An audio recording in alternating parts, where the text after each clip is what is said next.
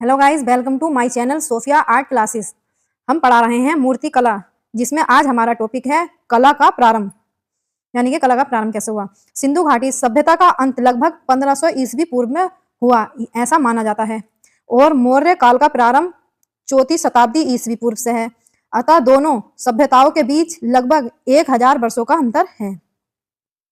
सिंधु सभ्यता के पश्चात मौर्य युग में ही कलाकृतियां मिलती हैं, और इस अंतराल के दौरान भारतीय कला के कोई महत्वपूर्ण साक्ष्य नहीं मिलते। यानी ये मानना अतिशयोक्ति न होगा कि इसके पूर्व की सभी कृतियां काष्ठ पर आधारित थीं, अतः कालक्रम से ही विनष्ट हो चुकी हैं। किंतु वैदिक वाङ्मय और संस्कृत साहित्य से यह स्पष्ट हो जाता है कि वास्तुकला और मूर्तिकला की धारा हमारे देश में सदैव अविच्छिन्न रूप से प्रवाहित रही। फिर भी प्राचीन युग के कुछ अवशेष प्राप्त हुए हैं, जिनसे मौर्य काल के पूर्व बौद्ध काल तथा नंद काल की कला का परिचय मिल सकता है। इनमें गिरिब्रज के कुछ ध्वंसावशेष, कौशाम्बी का घोषितराम विहार, लोरिया, नंदगढ़ के शमशान चैत्य, पिपरहवा स्तूप के अवशेष और उत्तरी भारत से भी प्राप्त श्री चक्र प्रमुख हैं। पूर्व मौर्यकालीन कला अवशेष। गिरिब्रज के ध्वंसावशेष। गिरिब्रज महाभारत कला में बृहद्रथ की राजधानी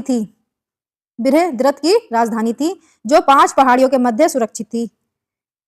व्यवहारगिरी, विपुलगिरी, बरहगिरी, वृषभगिरी तथा ऋषिगिरी, इन राजधानी के चारों ओर जो प्राचीर बनी थी, उसके कुछ अवशेष अभी भी मिलते हैं। ये प्राचीन अनगढ़ पत्थर के बड़े बड़े भारी टुकड़ों को एक दूसरे पर रखकर बनाया गया है, जिसकी ऊंचाई 12 से 13 फीट तक और मोटाई 17 से 17.5 फीट तक है।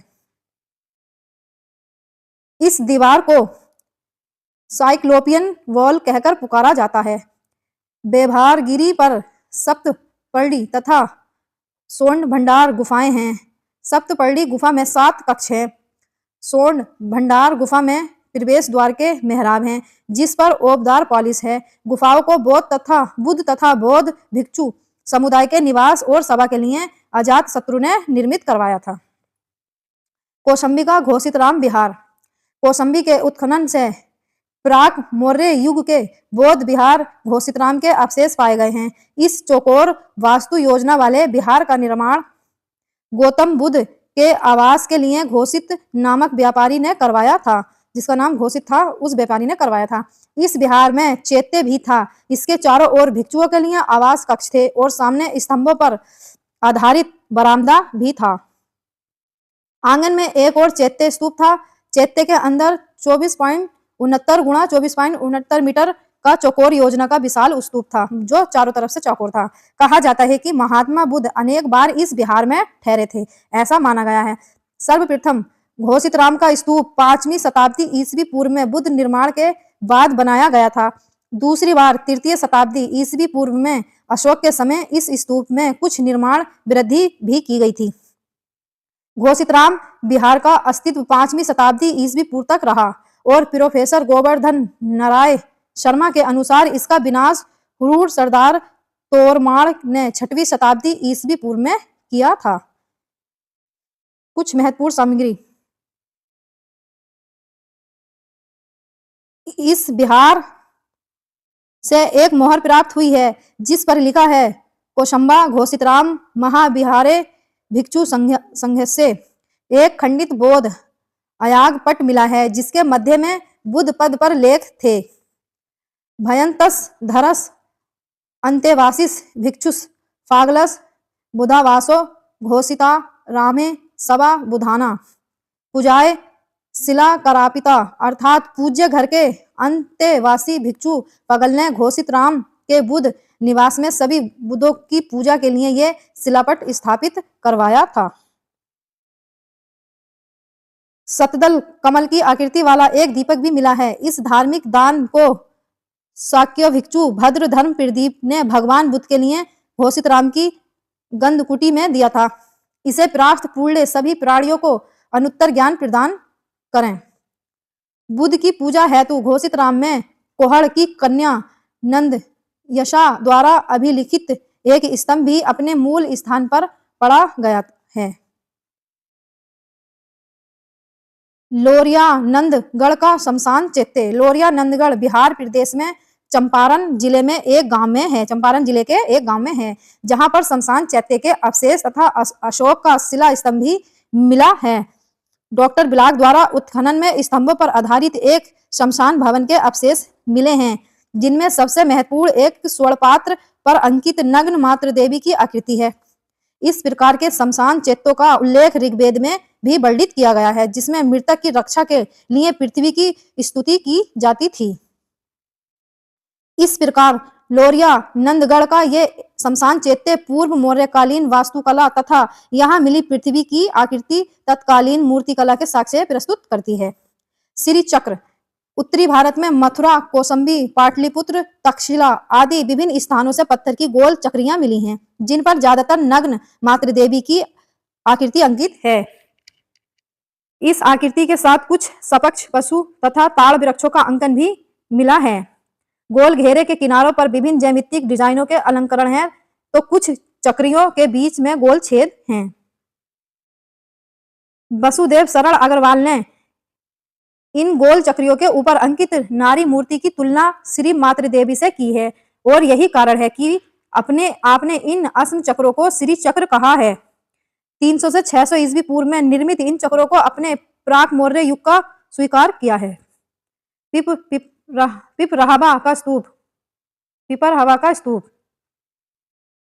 पिपरहवा स्तूप गौतम बुद्ध के अवशेषों पर 8 स्थानों पर बनाए गए थे।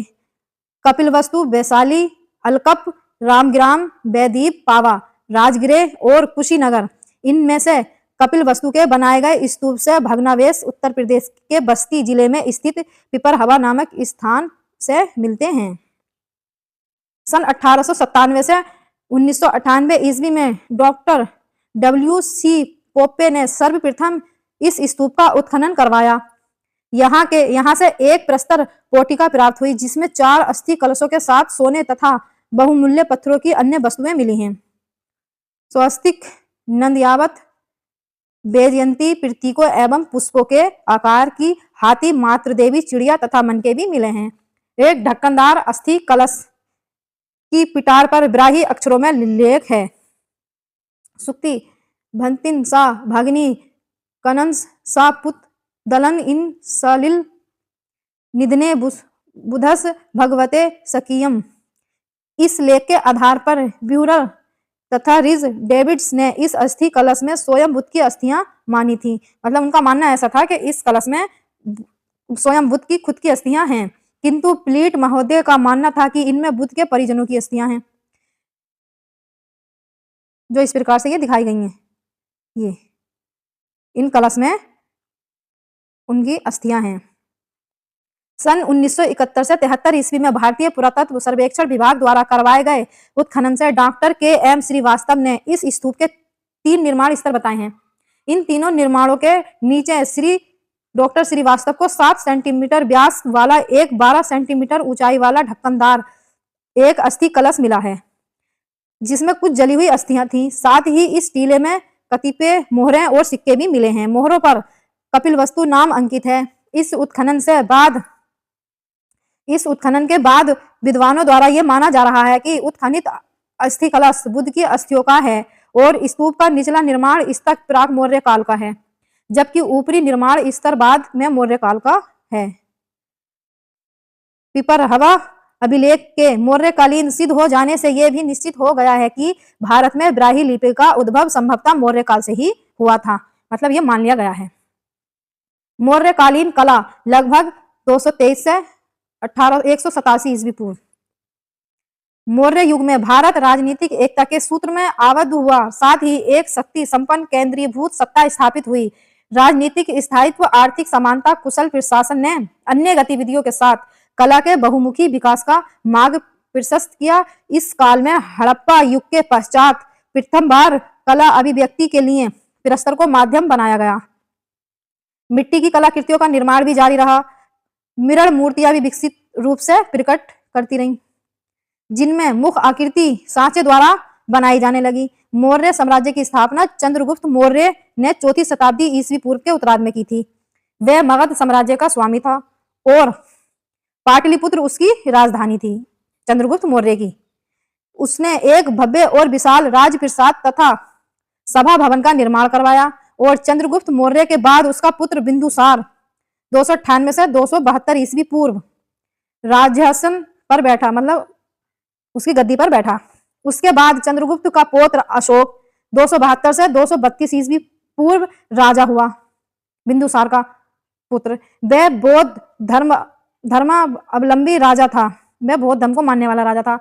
बौद्ध धर्म के प्रचार के लिए अशोक ने मौर्य काल के प्रस्तर का प्रयोग सहर्ष किया, जिसके पीछे एक निश्चित सोच थी। अशोक के अभिलेखों से विदित है कि उसने धर्म लिपि को चिरस्थायी रूप प्रदान करने के उद्देश्य से उन्हें शिलाफलक एवं स्तंभों पर लिखवाया था, ताकि उन मार्गों पर गुजरने वाले यात्री उन्हें पढ़ सकें और धर्म की शिक्षा ग्रहण कर सकें।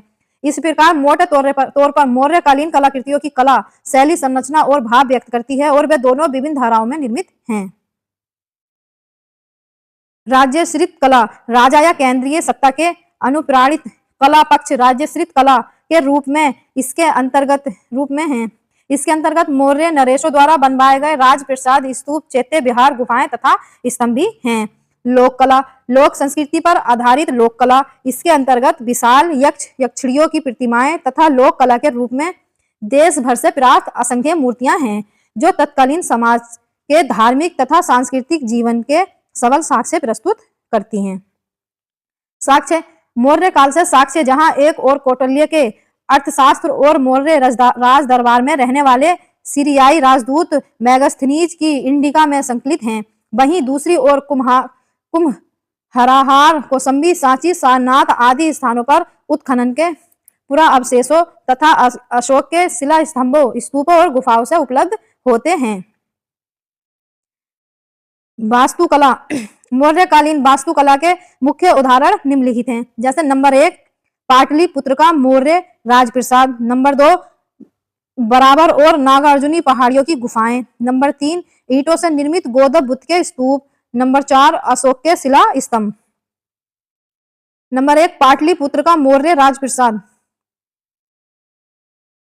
चंद्रगुप्त मौर्य ने एक विशाल साम्राज्य की स्थापना की थी और उसने अपनी राजधानी पाटलिपुत्र में एक भव्य राजप्रासाद तथा उसमें एक विशाल सभा भवन का निर्माण कराया था। उस राजप्रासाद की प्रशंसा करते हुए यूनानी राजदूत मेगास्थनीज ने कहा कि वह राजप्रासाद सीरिया राज्य के सूसा और एक बटाना से राज्य महलों से भी अधिक सुंदर है।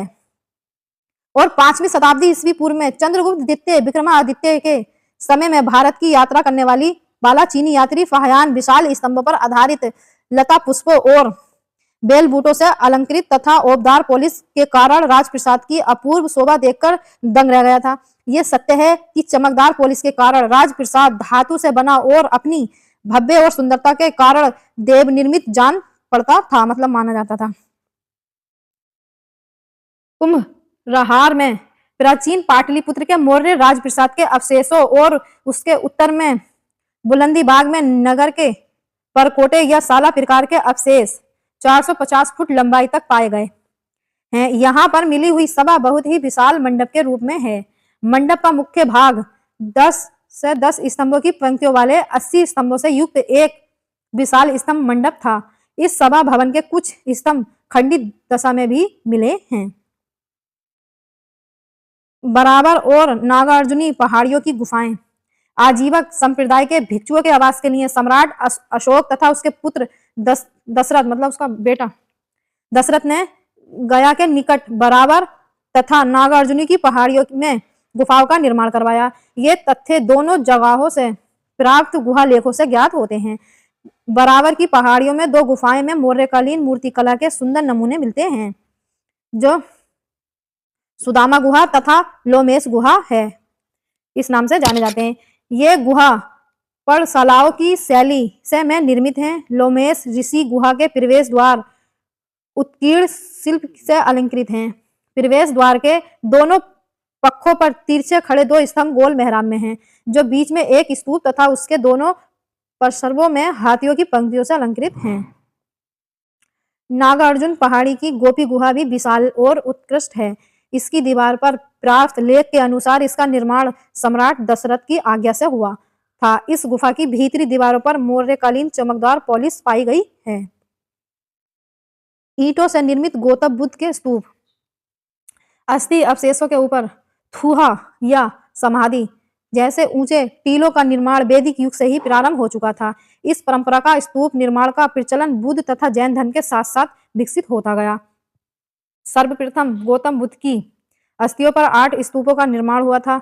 इसके पश्चात इन्हीं अस्थियों को अशोक ने एकत्र करवाकर अपने समूचे राज्य में 84,000 स्तूपों का निर्माण करवाया था, जिनमें से कुछ ही स्तूप के भग्न अवशेष प्रकाश में आए हैं। मतलब जो स्तूप भंग हुए हैं वो मौर्यकालीन स्तूप प्रायः ईंटों से निर्मित थे और निम्नलिखित स्थानों पर ये मौर्यकालीन स्तूप पाए गए हैं, जैसे सारनाथ का धर्म राज्य का स्तूप, सांची का विशाल स्तूप, तक्षशिला का धर्म राज्य का स्तूप।